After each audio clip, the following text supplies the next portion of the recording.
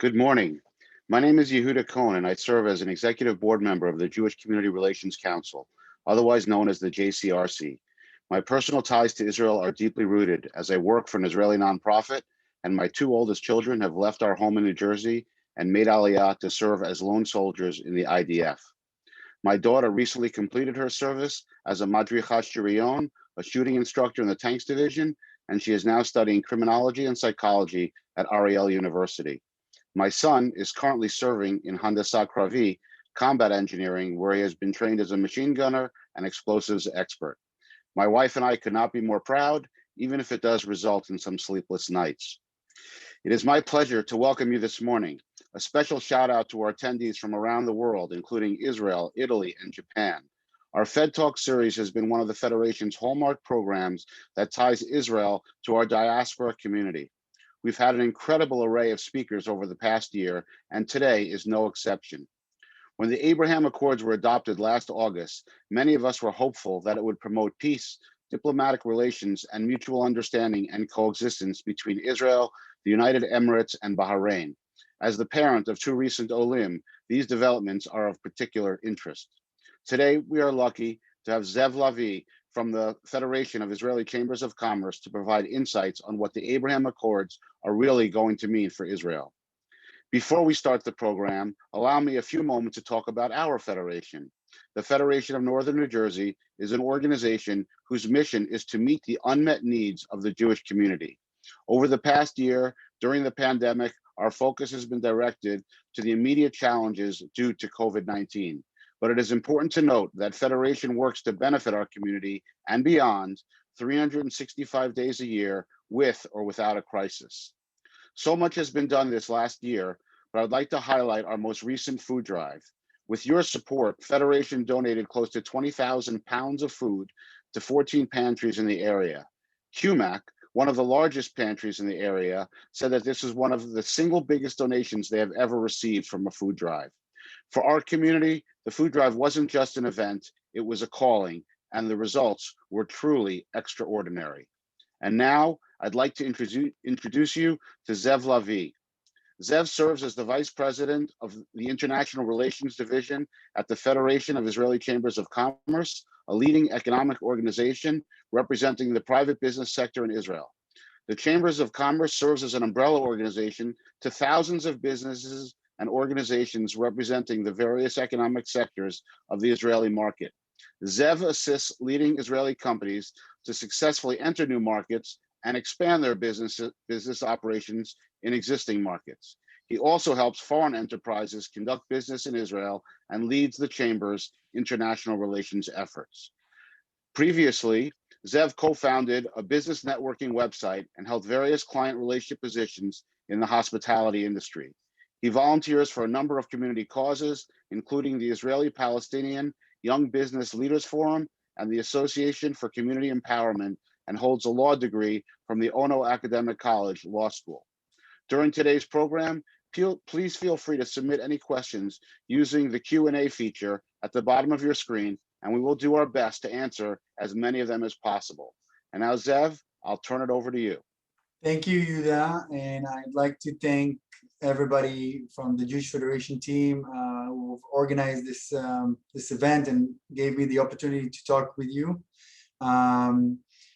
So first of all, hi everybody from Tel Aviv. I hope that you and your family and your loved one are okay and safe and well after this terrible year and a half of COVID that impacted the United States. So our heart and prayers were with you. And I'm very happy to be part of those kind of events, which are community events where we can share a little bit of the issues that are happening in Israel, whether economically or otherwise, with people who are very passionate with what's happening in Israel and to Israel. And of course, needless to say that I need to emphasize the enormous support and importance, the great importance that we have towards the Jewish community in the United States and their support of Israel in all fields. So I'm really honored to be here today. so I am the vice president of the Federation of Israeli Chamber of Commerce, which is basically the equivalent, the smaller equivalent of the US Chamber of Commerce. We are an advocacy and policy organization that is basically advocate for the private sector in Israel. So we represent the business owners, the businesses, and we are a very old establishment. We were actually founded in 1990 before the state of Israel. And we are a national-based organization. So we have 6 regional chambers of commerce from Nazareth till Eilat. I am actually employee of the Tel Aviv and Central Israel Chamber of Commerce, which is the biggest, and also resides as the Federation of Israeli Chamber of Commerce. And I also lead the international activities of the chamber. So the chamber, the Israeli chamber, because Israel is like an island economy, we are highly dependent on foreign trade, and the majority of Israel's businesses are either importing or exporting and needing to connect to worldwide. Obviously, the United States is our biggest trading partner as a country. And by doing so, I'm working with the various government organizations, and I'm part of the economic diplomacy of the state of Israel. So we're hosting incoming delegations. We host a lot of governors, and we do business interactions. We're helping Israeli companies to go abroad, and we help them to open new markets and to find new distributors and new partners. And we are also helping foreign companies to come to Israel and enter to Israel, because we are a very I would say libertarian in our economic policy, and we want to see a free market and reducing government interference and globalization as much as possible in order to enable a very free, vibrant, and dynamic market. So this is really, in a nutshell, a little bit about the Chamber of Commerce, and I will share my contact. So if any of you would like to, interact a little bit later, so you feel free. I want to share with you a little bit about my insights of what happened to me personally in the last, I would say, 6 to 7 months, ever since the Abraham Accord, or the normalization with the UAE, was declared in late August 2020. I think it was a shock to everybody. We all knew that there's some sort of work. We worked with the Gulf before, but it was really, really, really under the radar. Israeli companies, there was about an estimation of about roughly 300 Israeli companies who actually, that was the estimation, who worked in the Gulf area before the Abraham Accord, and it was always very hard to work with them. I mean, a lot of them were mostly diamonds. Israeli diamond industry actually established the diamond stock exchange in Dubai. So they got this. You had Lev Leviv and other diamond big names had offices in Dubai. So we knew that diamonds is one of them. Defense was something that happened even before, and it was happened through a third party.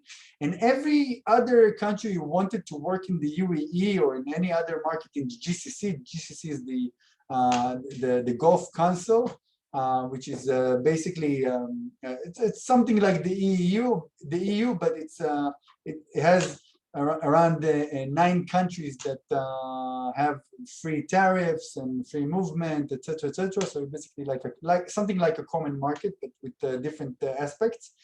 But it's around like 55 million people market. And any other country who wanted to work in those markets before the normalization had to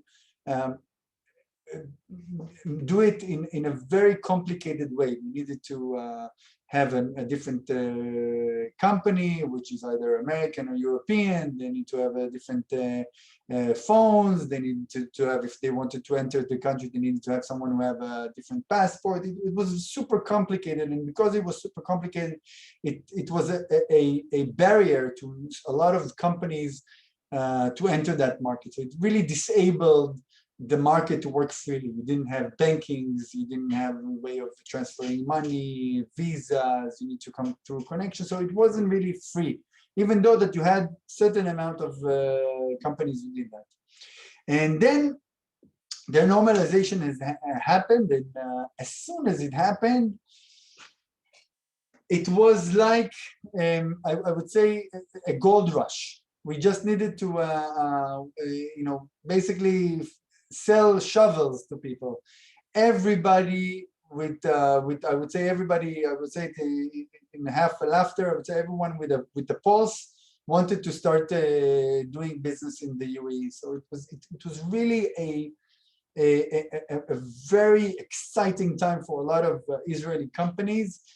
We started to receive a landslide of approaches and requests, and I think that everybody looked at this market, and everybody wanted to do business in this market. So it was very exciting time, and I think for Israelis they were much more exciting because for the first time they had a country that they felt that is very synergetic to what the Israeli economy has to offer. That's one.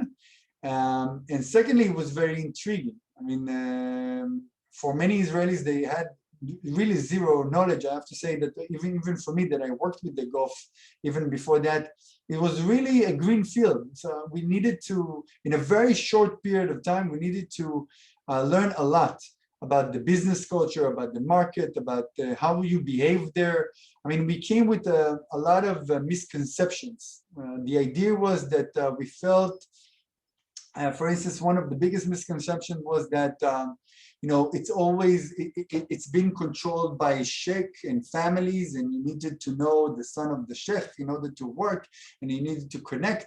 And if you don't know the cousin of the prince, you won't be able to work. And all this kind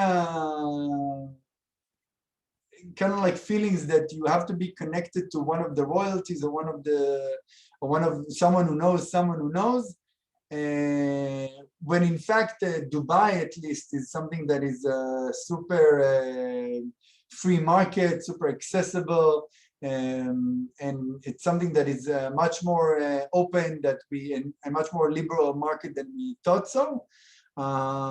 So a lot of Israelis, including myself, needed to kind of like work their self out, work their misconception and understand the market in a very, very short time.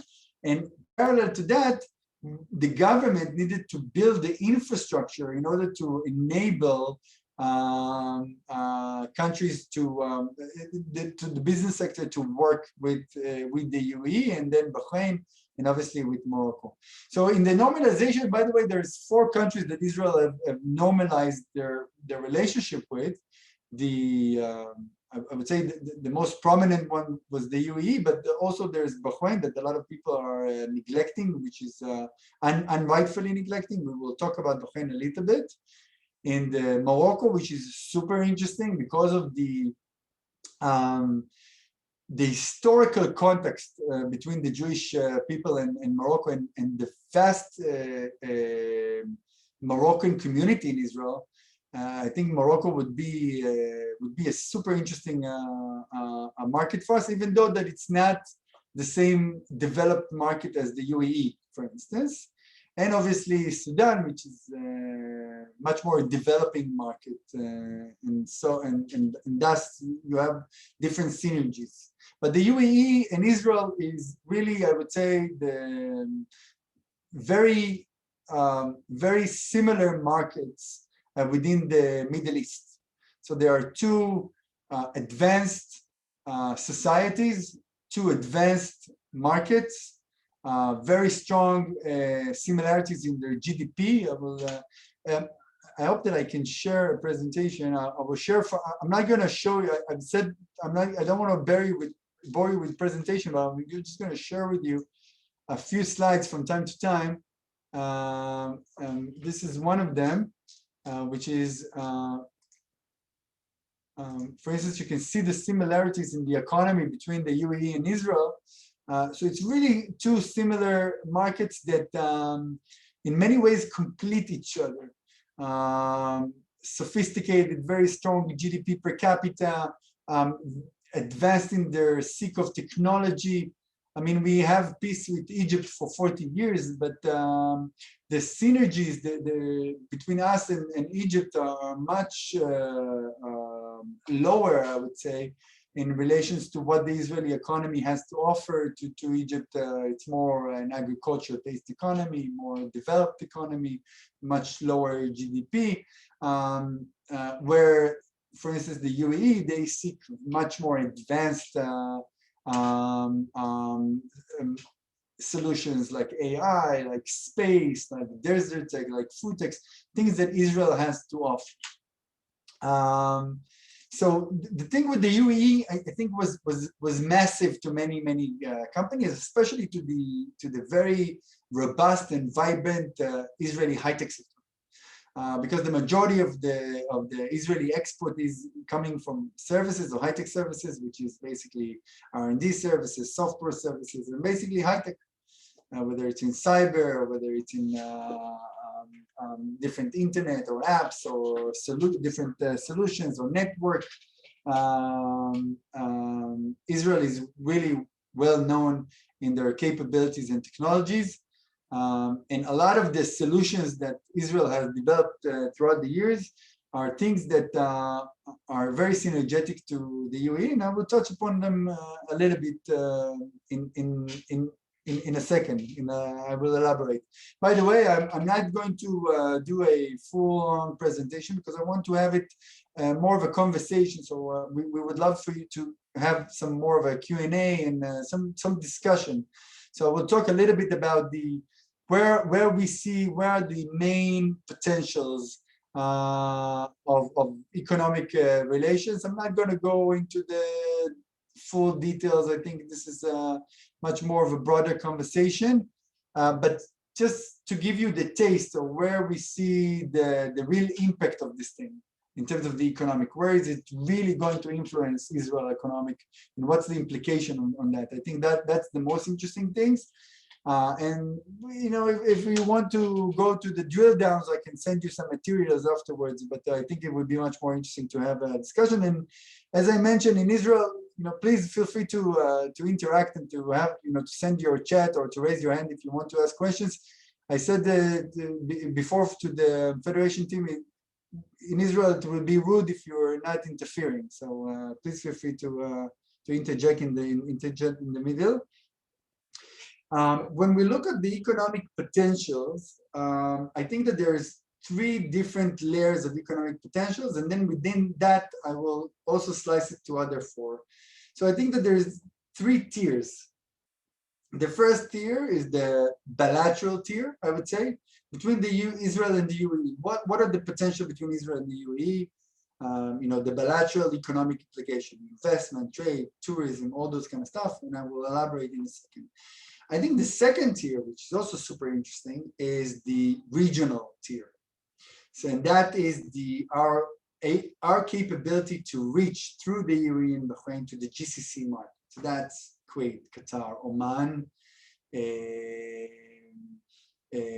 all, even Jordan, even though that we have the capability, but all the GCC market.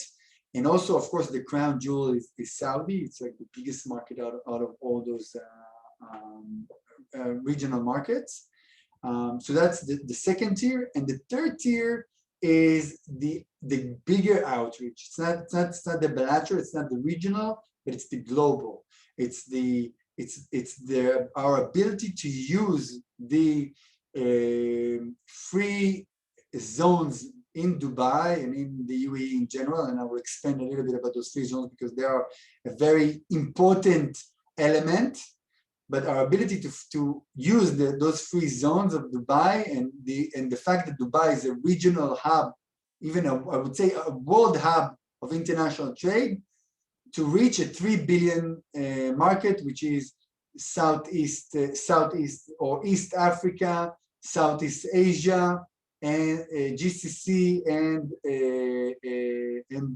other parts of Asia, which is mainly India and China. So these are the 3 tiers that this economic normalization opened up. One is the bilateral, the second is the regional, and the third is more of the global. So a lot of people, when they think about the peace with the UAE, they say, we have now we have a very rich country and all those people, all those sheikh with their gold money. they will start spending money in Israel. But actually, the fact is that it's much bigger. The economic implication on Israel economy are much bigger than just the bilateral aspect. And a lot of people don't see it, and I will emphasize it today. So if we look at the bilateral level between Israel and the UAE, so you have a few elements that are within the opportunities here. So first of all, what are the opportunities? Let's say that first of all, we need to understand that the UAE is the second biggest economy in the Arab world after Saudi Arabia. It's a huge import market that imports in a scale of billions of dollars. So Israel, it's import 3 times the amount of Israel. So Israel imports about 104, 108 billion dollars. They import more than 300 billion dollars a year, with a very strong emphasis on technology, advancing technology, where Israel has a relative advancement in. It's an advanced economy with a very strong GDP per capita that is very strong with high purchasing power. And they have a very strong appetite for technology and advanced solutions. And that's because they're branding themselves, they're positioning themselves as an advanced market. And there's even a competition, an internal competition between all the Emirates. The UAE is comprised out of different Emirates. Dubai is one of them, Abu Dhabi, Sharjah, Ras Al Khaimah, Fujairah, etc. And there's even a competition between those Emirates on who is leading the technological advancements, who has attracted the best companies, etc., etc. And the UAE is also competing with other markets inside the GCC. And also, of course, one of the biggest elements of the potential here is that you have a geographical proximity, which is amazing. It's not 8 hours or 10 hours like you have between Israel and the United States. So it's different time zones, different, you have to work in different times and stuff like that. This is the same time zone. I mean, 1 hour difference, 3.5 hour flights. I'm there. There's going to be 100 weekly flights. So basically I can jump on the morning flight, get there. It's basically like, doing business between East Coast and East Coast and West Coast, even shorter. So geographical closeness, and also cultural, I would say, closeness. We know the region in many ways. There's a lot of similarities. And much more important to that, there is a very similar dealing of challenges. So we have mutual challenges like climate, like energy, like healthcare, like water, like irrigation, like agriculture, like food security, like homeland security and defense. So there's a lot of similarities and opportunities. And it's a relatively virgin market, relatively green field for Israeli players. Because until 5 months ago, you had a very minimal exposure to the Israeli industry. It means that there's a lot of hype and curiosity by the GCC towards Israel. Another element, which is very much important, is their access to the GCC,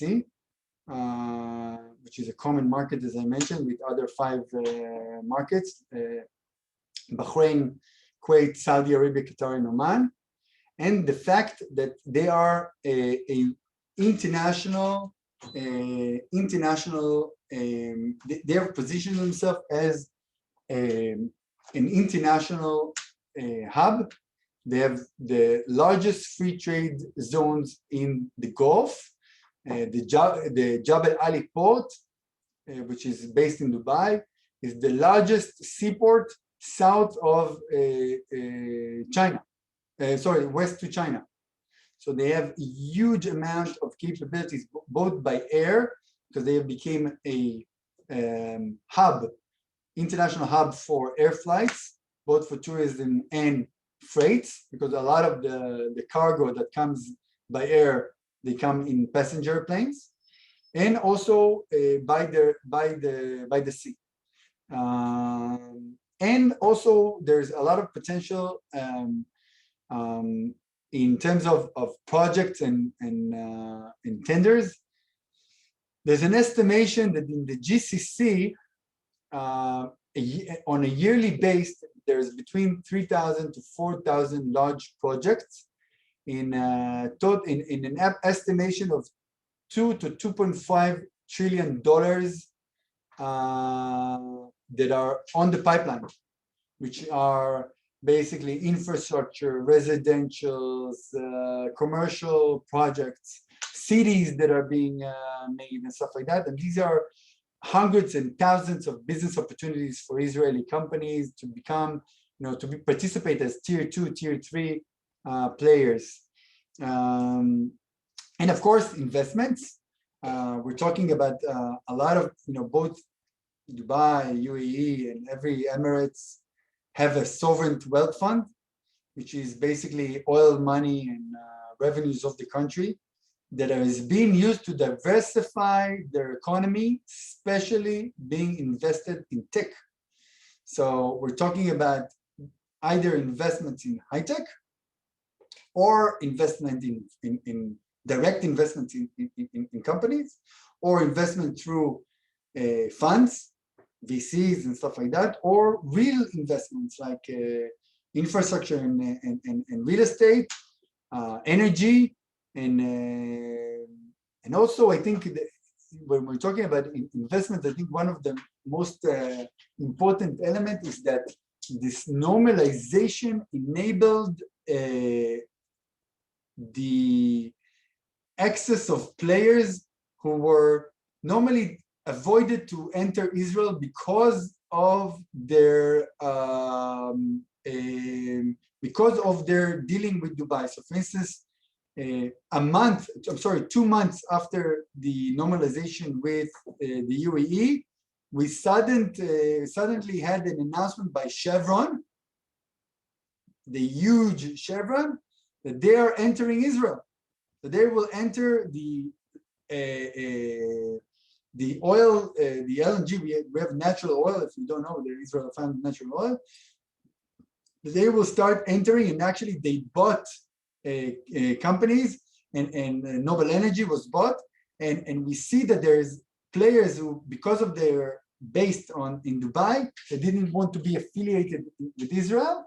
Now they're looking into it, and it's not only the Americans, but it's mostly the Japanese, who are highly dependent on energy and from the Middle East. So now we see a landslide of Japanese, Korean, other markets that were afraid of the Arab taboo. Now we see more investors saying, it's not a problem if I have operations in Dubai, because Dubai is much more, the GCC is much bigger market than Israel, and they were afraid that they're going to lose that market. They're saying, okay, now it's open. No problem. Now we can invest also in Israel. So that's an investment. It's not only a bilateral investment, but it's also how the foreign investors, especially from Asia and other markets, looks at Israel. But you have other parts of potential. So, for instance, Dubai is a leading regional of exhibitions. If you look at, for instance, Arab Health is the leading exhibitions of the healthcare worldwide. You have American companies that are coming and participating every year.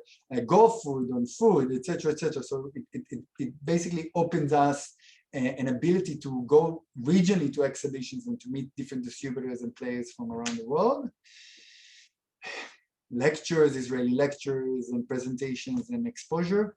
But not only that, also in academia, we're looking now on joint ventures in R&D, investments in academic institutions. There's Technion in New York. Now they're maybe thinking of having a branch of those Technion and other universities in the UAE. Another element is basically collaborations in R&D and access to research funds. Medical tourism is very strong. Israel is a very strong healthcare industry. We're trying to compete with Jordan and Germany in the United States on bringing more patients to Israel and bring more money on that aspect. Of course, tourism. Tourism was the main sector that was influenced the most on those elements. We're talking about the first 2 months since the flights to UAE began. We're talking about COVID time, and still you didn't have visa. You had more than 50,000 Israelis who went to Dubai. So that's a huge amount of Israeli tourists. Israeli tourists are known as good tourists. We have a herd mentality. So, there's a destination of the year and everybody are going to that destination. So Israelis like to travel. And that was a very hot destination for Israeli, especially because our winter is their season. Their season starts at October and ends in April, May. So it's really good. It's very synergetic. It's very short flight. It's not expensive. You have a lot of competition, so that was great for us. And of course, energy. We're talking about imports and exports of oil and gas, maybe creating pipelines, maybe creating more connectivity in terms of energy and electricity. So if you look at the bilateral level, we're talking about three main aspects. I'm being mindful of the time. I want to stop soon, but we're talking about three main or four main sectors of potential collaboration on the bilateral. One is tourism, which is quite big, quite strong, quite developed. By the way, we haven't seen the inbound tourism yet. So until now, it was only outbound tourism, which is basically one way to the UAE. We are now opening, Israel have signed a green passport with Bahrain, meaning that in terms of COVID green passport with Bahrain, and Gulf Air is now starting to open. We will see a lot of tourism to Bahrain. Bahrain is a great destination for tourism as well. And they're trying to position themselves and trying to compete on the Israeli tourists. And also Morocco is going to be very, very, very strong with tourism because a lot of Israelis would want to go there. It's going to be much cheaper than Dubai. Dubai is expensive, very expensive destination. It's not Turkey, and it's not Thailand, those destinations that Israeli tourists used to go there. But also in terms of tourism, because of Emirates Airlines becoming the amazing hub of Dubai Airport is one of the biggest air hubs in the world, and also Etihad, the Abu Dhabi ones. We're talking about connectivity. So let's say flights to China, flights to Philippines, flights to Japan, all Asia, even to Africa, all of Asia is starting to open up for Israel. So there's going to be a lot of competitions in those elements. And I think that the biggest fight, the biggest, I would say, not loser, but the biggest, company that it will compete with is Turkish Airlines, which is the second largest flying air flight in Israel after El Al. So I think that they will be very competitive with them, which is very good for the Israeli tourism. And also for businesses. Imagine a lot of those businesses, American people that used to go to Dubai for business and never came to Israel because it was taboo or they didn't have the connectivity. Now they can incorporate those two destinations. They can go to Dubai, be in a conference, meet their distributors, meet their partners, and then hop on a flight, go to Israel, and from Israel go back to the United States because you have such a great connectivity to Israel and the United States. So that's going to be an amazing way of how you connect the region in that sense. So we're talking about tourism, we're talking about trade, import, export. So according to the Dubai customs, in the first 5 months since the normalization in August, the bilateral trade between Israel and Dubai was more than 1 billion dirham, which is about, I think, $250 million. And the majority was on trade, not investment, not on nothing, trade. And it was mainly exports to Israel, and I will explain why in a second. I have many things to explain. I don't know if I have the time to it. The third element is the high-tech investment, let's say.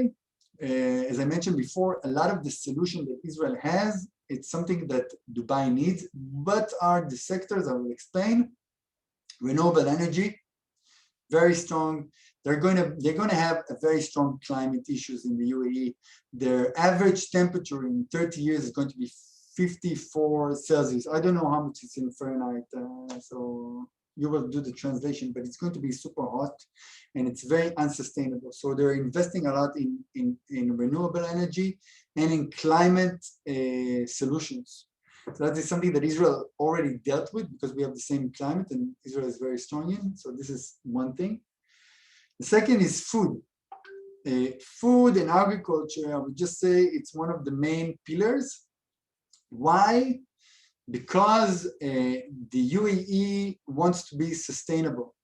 They have declared that they will be self-sustained in food. They will be the #1 country in food. So them and Singapore have declared that they will be self-sustained, meaning that not only that they will be able to grow all their food, but they will export food. And not only that they say things in Dubai, it's a very interesting country because they are very visionary. So not only that they say things, they execute. So they have their own minister of food security and water. So they're putting a lot of money into it. And Israel is very strong in agtech in general. We're very strong in growing things in the desert, growing wines in the desert, growing cherry tomatoes in the desert. We call it desert tech. That's something that is very important. In agriculture technologies in general, agriculture solutions and stuff like that, this is something that Israel is quite strong in. And food tech, of course. Very, very, very, very important thing. Food tech, how you produce more. Maybe we should start Q&A. Joshua is saying. Okay, so I will, so there's many other sectors. I will just go AGLS, digital healthcare, medical division of healthcare. They're one of the biggest importer of healthcare, logistics, water irrigations, fintech, of course. There's the strongest fintech economy, and construction tech and education. All those are the main sectors that we're focusing on. And I just want to say one more sentence and then we'll start the Q&A. Just want to say this, the biggest amount of the UAE, even though that I just mentioned here, all the bilateral importance, the UAE is enable us to connect to the region. Until now, Israel was the 51 state. We were part of the United States. We were part of Europe. We were in the Eurovision. We were in the Eurocup. We were never regional. We were never regional. The United States' biggest trading partner is Canada and Mexico. Germany's biggest trading partner is Poland and their neighboring countries. UAE biggest trading partner is their own neighbors. We were never regional, and this is the first time that we are being regional. We are being connected, and that connectivity enables us not only to reach the UAE, but also to reach the neighbors. For me, for the first time, I flew one of the first flights when we flew to Bahrain. I've signed the agreement, and also to the UAE. The first time that I took off from Ben Gurion, and instead of going left, west, but to go east, right, and to fly over Saudi to see those, instead of sea, to see those deserts, it was conceptually, it was groundbreaking. The ability, like you are flying from Boston to Florida, being more regional for us, it was never the case. We're always thinking Europe or the United States. So regionally, the regional impact here, the connectivity in logistics and in energy, in academia, and in research, and all the things that we said, this is the main implication on the Israeli economy, more than just the bilateral trade and stuff like that. I know I have to finish, Yuda, so I can stop here or I can continue, whatever you want. So you've covered a lot of ground, but we do have a fair number of questions. So I'd like to ask them. First of all, I checked with Alexa, and 54 degrees Celsius is 129 degrees. Right. So you let me Smart. know when it's about 72, 75, so I can plan my trip. But so we have a bunch of questions. A lot of them you covered already. But just to be a little bit more specific, I believe there was an article in the Times of Israel not too long ago about a $10 billion fund that they were investing in Israel. And you covered a lot of ground. And I think many people on this call can imagine the types of things that Israel can export to the UAE. But besides tourism, what kinds of things can we expect are going to come from UAE, Bahrain, all the other So parts of the Abraham Accords into Israel? so other than investments, like we're talking about investments in the Israeli high tech or stuff like that, I think that the majority is trade. By the way, what I mentioned before, the 1 billion dirham is 2/3 of it is export to Israel. You have to imagine that there's not a lot what the Bahrain can export to Israel or stuff like that. We're working on aluminium and stuff like that, but there's not a lot. But the ability of using the UAE as a forwarding hub, forwarding logistics hub because of the free zone. To those of you who don't know, the UAE started they're becoming a regional hub using free zones. They have a free zones that connected to a very strong and very efficient supply chain logistics. And their ability to move goods quite fast and by the ports and by the air. And they're enabling free zones that you have zero taxation, no import and export tax. There's no tax in the UAE. You have only 5% VAT. It's a heaven, okay?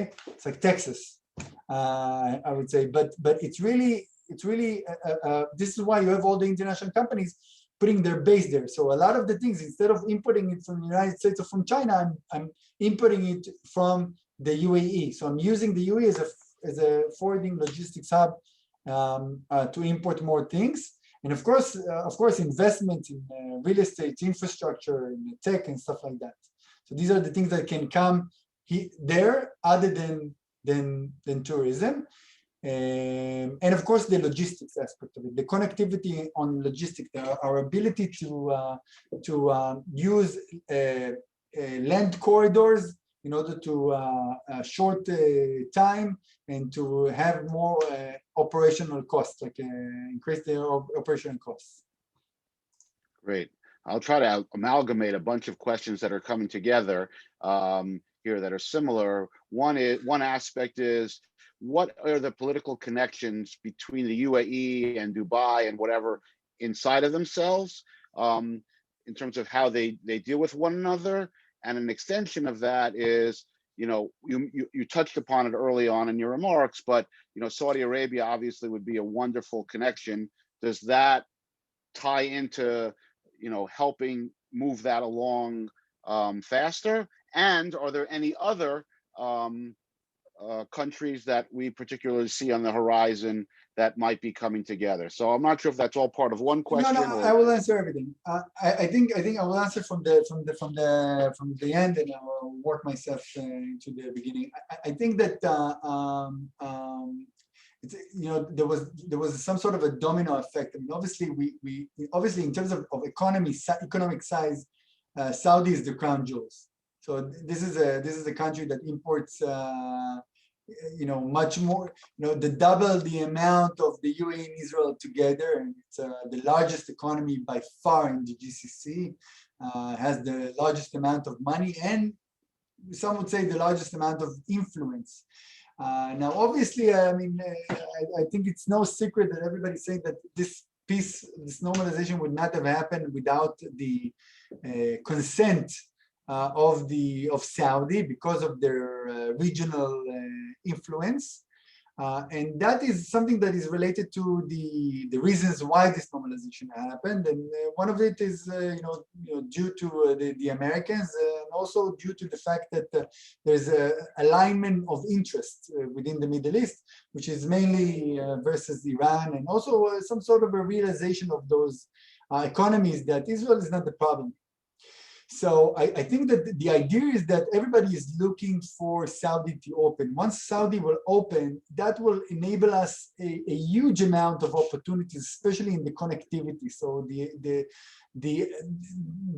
way of connecting on a land corridor through Saudi, Israel and Europe through Israel. So through Haifa, through the Haifa port, you can reach Europe and stuff like that, and go in order to go around to the Suez Canal.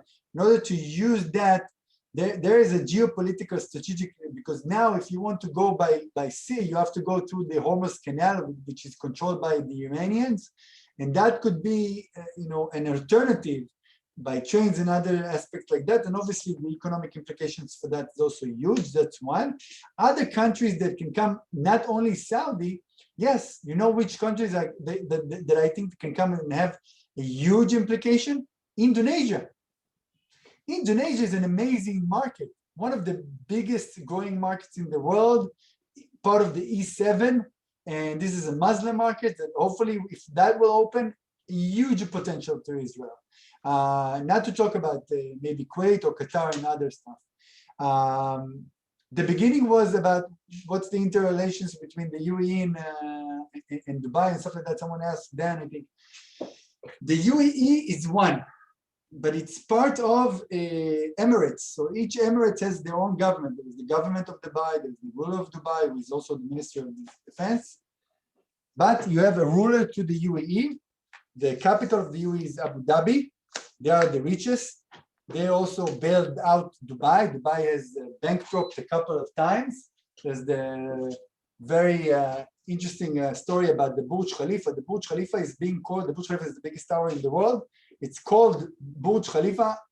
It's under the name of the ruler of Abu Dhabi. And that is because Abu Dhabi, in the world crisis, Dubai has had a problem. Dubai is a small emirate that is highly dependent, less on trade, on oil, but highly dependent on tourism and banking and air and the air traffic and all those kind of stuff. So logistics and the free zones. So they are very dependent on what's happening in the world markets. So when they need to bail out, they get Abu Dhabi, which is rich on oil. 90% of the UAE is Abu Dhabi of the land, and 90% of the oil is in Abu Dhabi. So it's a different economies, and there's synergies. There's also like they're one country, but there are differences between the economy. Dubai is much more liberal, much more free. If you go to other Emirates, like other Emirates, you can't use alcohol, stuff like that. So it's really dependent. We're talking mainly on Dubai, which is and Abu Dhabi, which are the main two markets in terms of economic, but there's also others. Fascinating.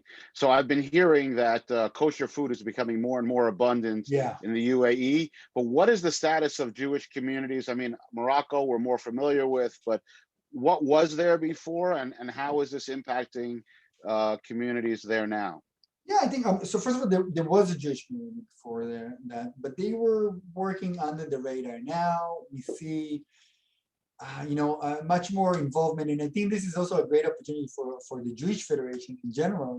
Also, in North America to connect, young people and communities from all around the world to what's happening in the Gulf. I think there's a lot of curiosity, but I would say, in general, if you look at Dubai, and I'm going to focus on Dubai. This is in reference to the previous question. Dubai is a multinational country. I mean, this is like we have more than 200 multinationals there and cultures, and it's a very diversified and very tolerant economy. So the Emirates, out of the 10 million, 11 million that you have people in the UAE, only less than 10% are Emirates. The Emirates is less than 1 million. The majority are expats. So it's not that the Dubai is, the UAE is like all Arabs. On the contrary, it's all expats. It's the Babylonian Tower. We have to be mindful of time. So I will try to be more shorter. Right. So just a little bit of a side question. I know this is mostly Israel and whatever, but are there opportunities for U.S. companies as well to Yeah, jump in on this? I want to show one slide that I think would be particularly interesting, and I'll try to talk about it in a second. So, one second. All right. Okay, so the majority of the UAE major regional export partners are Asia. So Asian countries are the majority of their export markets. Only 4% of UAE trade is with the United States. Israel, almost 28% of our trade is with the United States. And the United States is our major. So when we look at the UAE, we look at them as a gateway to Asia, GCC, and all those markets. When they look at us, they see us as a springboard to the US. So when they look at us, they don't look only on the bilateral element. They say Israel is the 51 states. So through Israel, we're going to reach the bigger market, the more interesting market, the more valuable market, which is the United States. And this is where the potential, where both for Israel and the United States are on working together on because the amount of work between the UAE and the United States is quite small compared to Asia. All right. Sorry to follow up with somewhat of a heavy question, but it sounds like so many of the things are positive. Have there been any negative implications that have come up, or are things really just working very favorably? No negative. I mean, I think that there's a lot of things that you need to. There's a lot of things that in the beginning, like birth cords. I don't know how to say it in English. In Hebrew they say chavlei leda. I don't know how to translate it in English, but a lot of things that that you have in the beginning that you struggle and there's challenges. But all in all, I think it's really a positive way. I think it's something that is really, it's not, and just you have to understand that the peace with the UAE for Israel, it's like an earthquake. It's not another bilateral peace with. I don't want to give an examples because I'm being recorded, but just another country here. This is a country that has a much more, a very significant economic capabilities and a very strong synergetic, both on the regional level and on the global level with Israel. So it's mainly positive. It's mainly positive, really, to the Israeli economy and in general, I think also politically, but this is not a field that I cover. Right. So I know you're mindful on time. So my last question before we follow up is, considering how much positivity there is, and we've heard the term water diplomacy and all these different things that Israel can bring, do we think that in addition to just the sheer business aspects, that these types of things will actually even get a further jump to help bring normalization of relations to other countries based on those types of fronts? Where I see this mostly? Where I see this mostly? It's a very interesting question. It's a very good question, by the way. We have a peace with Jordan and Egypt, which are I would say, I'm going to be Israeli and a little bit direct, but I don't mean it in a bad way. They are much more important countries to Israel than UAE and everything. We have no war with the UAE, and most likely we will never have war with the UAE. We have no conflict with the UAE. We have no aggression. We have no land borders. We have no joint resources. There's nothing. All of these things we have with our neighboring partners, with Egypt, and security-wise, climate-wise, economic-wise, our neighboring partner, which is Egypt and Jordan and Palestinians, are much more strategic to Israel. And those countries which we have long-standing peace with, the amount of economic collaborations with them were 0 to none, or very little. After the UAE peace agreement, we see that those people now, the business community in Egypt and in Jordan, saying, wait, we're missing out. Those guys are trading with Turkey $4.3 billion with Turkey.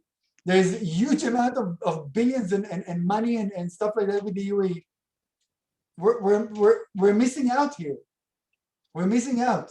And we're seeing a rise of business people from Jordan and Egypt that are starting kind of trying to reach out. So I think to your question, even more than Kuwait and all those countries who are much more important to us are starting to understand that, you know, yes, we can benefit from economic peace here. And this is super important, super important. So I did get one question. I'm sure you can't go into it in great detail, but I just want to bring it up to see if you give a short answer to it about the environmental and clean air technologies, that sort of things. Is that on the radar? Is that a priority? Is that something that's happening in these accords, or not the priority at this point? So first of all, it is a priority. I think that it's something that it's a mutual challenge. You know, global warming is going to affect our region greatly. And Israel is going to be affected by global warming and the rising temperature, and the UAE and all those countries who are much more arid lands and desert lands are going to be affected much more. It means that you will need to understand how you're going to be sustainable, how you're going to have water and use water management, how are you going to grow crops in the desert, how are you going to feed people without being dependent. What the COVID showed us basically is that we cannot be, that if supply chain is being hurt, it means that we will suffer. So now a lot of those countries, including Israel, needs to be dependent. So this is what they're doing right now. And I think that the environment and water is something that is going to be very, very strong and very crucial. We can talk about it later. I apologize. I have to, as I mentioned before, to be mindful of the time. This is a topic that we can talk in length. I will share with you this economic paper that we have done together with the Dubai Chamber of Commerce. You can see it, and also my LinkedIn and email. And I'll be more than happy to follow up further. Wonderful. Thank you so much for your time, Ze'ev. We all know that the politics and climate in the Middle East are complicated and nuanced, but your explanation was not only informative and hopeful, it was very easy to understand, and we certainly appreciate your insights. The Federation welcomes this progress between the countries and is looking forward to hosting a mission to Israel, UAE, and Bahrain in January, with more details to come. I hope everybody enjoyed today's program as much as I did. We hope you stay safe, and we hope to see you all soon. Thank you. Bye.